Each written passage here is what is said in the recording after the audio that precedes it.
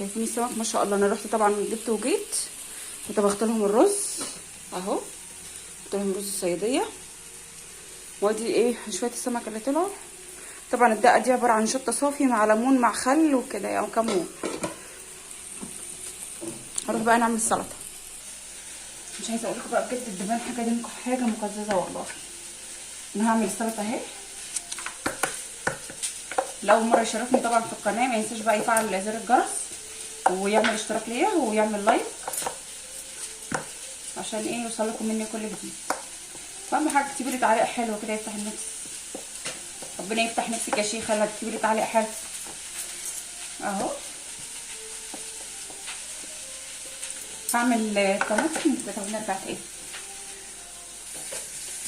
خلصت الطماطم. انا عايزه اقول لكم والله بجد الوقت ضيق جدا. انا على ما رحت جبت السمك وجيت كانت الساعه 11 لسه ما خلصتش.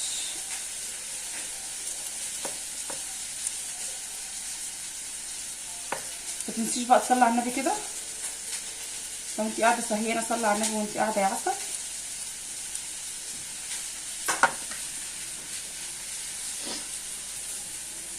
طبعا انا سايبه السمك بيتشوي وقلت اما اخلص الحاجات دي حوالين منه كده اهو.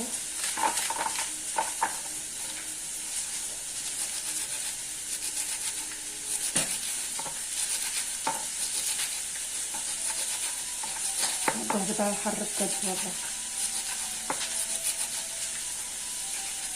صليتي على النبي ولا لسه؟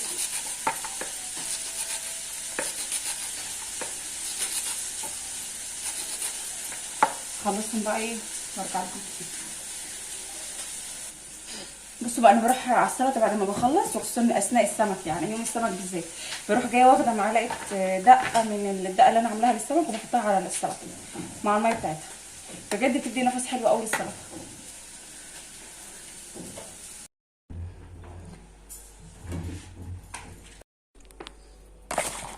بصوا بقى انا خلصت الغدا بتاعي كده اهو زي ما انتم شايفين اهو.